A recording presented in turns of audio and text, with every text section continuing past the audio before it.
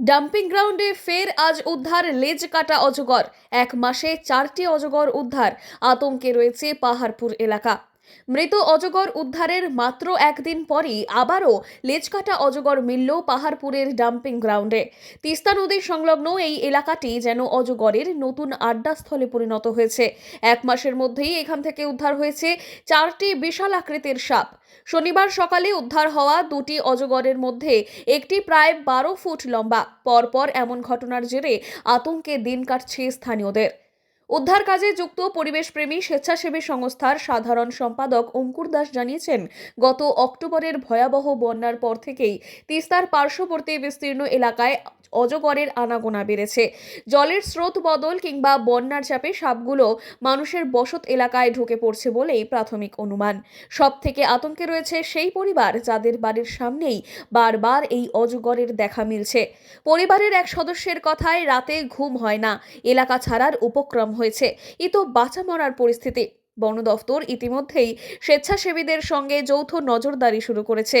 উদ্ধার হওয়া অজগরগুলোকে স্বাস্থ্য পরীক্ষার পর গভীর জঙ্গলে ছেড়ে দেওয়া হবে। এলাকায় আরও সাপ রয়েছে কিনা তাও খতিয়ে দেখা হচ্ছে।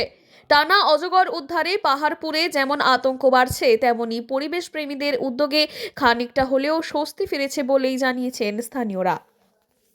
একের পর এক 24 ঘন্টায় তিনটি অজগর উদ্ধার করলেন। আজকে কোথায় করলেন এবং কিভাবে করলেন? দেখুন, 24 ঘন্টা বলতে গত এক মাসের মধ্যে 4টা অজগর উদ্ধার একই এলাকা থেকে। তার মধ্যে গত 24 ঘন্টা মানে গতকালকে একটা এবং আজকে 30 মিনিটের ব্যবধানে 2টা। টোটাল এক মাসে 4টা অজগর উদ্ধার হয়। এটা হচ্ছে পাহাড়পুর ডাম্পিং গ্রাউন্ড, যেটা জলপাইগুড়ি পৌরসভা ডাম্পিং গ্রাউন্ডের ওখানটা থেকে আমাদের কাছে ফোন আসে যে একটা অজগর সাপ রান্নাঘরে চালের উপরে বসে আছে। তা আমরা যাই এবং সেখান থেকে 10 ফিটের বেশি লম্বা একটা অজগর উদ্ধার করি।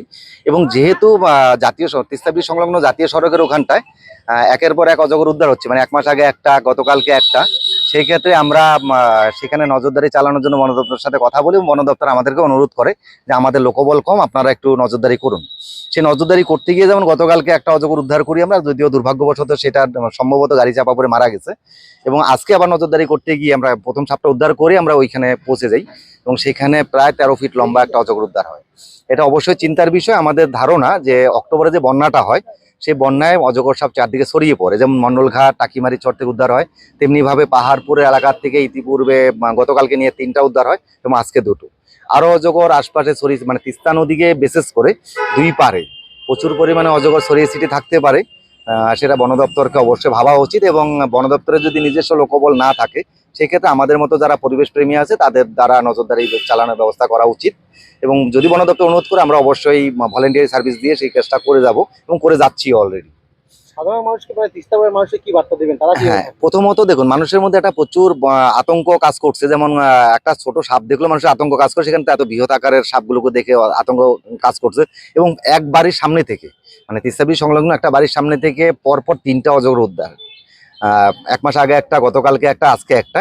এবং সেই মানুষগুলো এমন পরিস্থিতি, মানে ঘটিবাটি সব কি বলে গুটিয়ে ওইখান থেকে চলে যাওয়ার পরিক্রম করছেন। ওরা ওরা বলছেন যে এলাকা থাকা সম্ভব না, কারণ সাপের পেটে যেতে হবে, নাহলে এত বড় বড় সাপ আমাদের খেয়ে ফেলবে, এরকম পরিস্থিতি। যাই হোক, ওদেরকে আমরা সচেতন করে এসেছি, কারণ সাপ ধরাটা খালি আমাদের উদ্দেশ্য না, সাপটাকে যেমন ধরে তার পরিবেশে ফেরত পাঠানোর একটা চেষ্টা, তার পাশাপাশি মানুষের মধ্যে একটা সচেতনতার বার্তা দেওয়ার চেষ্টা, সেটা আমরা করে যাচ্ছি রীতিমতো সবসময়। এবং আমাদের নজরদারি থাকবে। বন দপ্তরকে আমরা অনুরোধ করবো যে এখানে এই তিস্তার 2 পারে কঠোর নজরদারি চালানোর জন্য।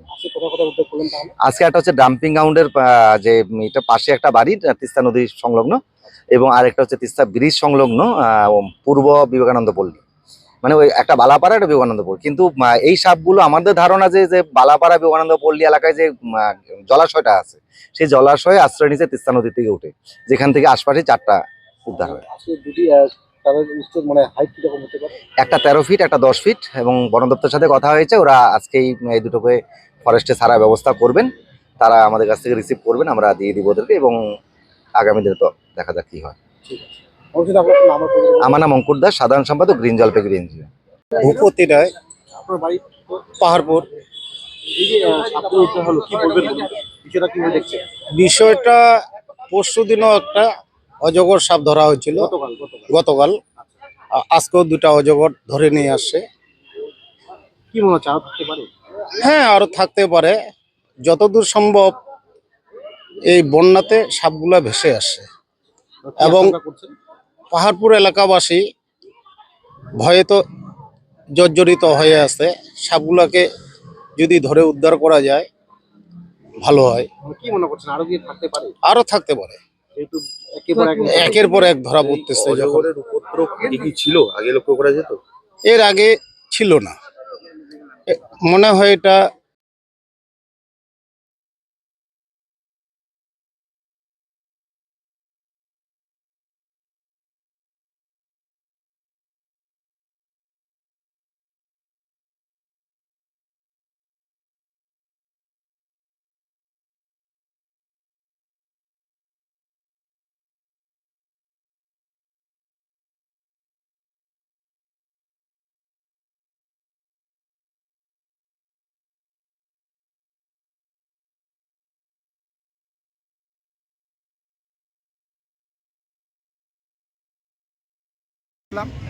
কোথায় বাড়ি আপনার? আমার বাড়ি পাহাড়পুর।